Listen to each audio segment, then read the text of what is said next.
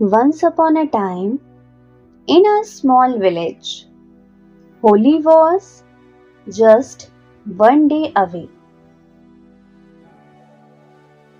But suddenly, all colors disappeared.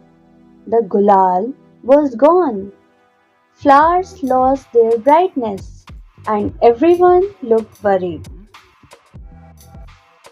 A little girl named Anaya went to wise old painter of the village.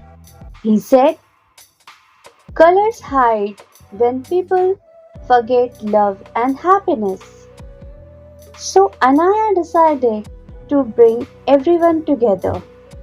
She asked people to forget their fights and celebrate with kindness.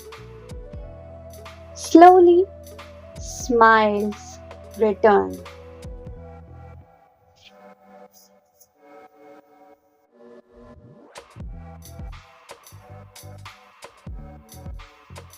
On Holi morning, everything bloomed bright.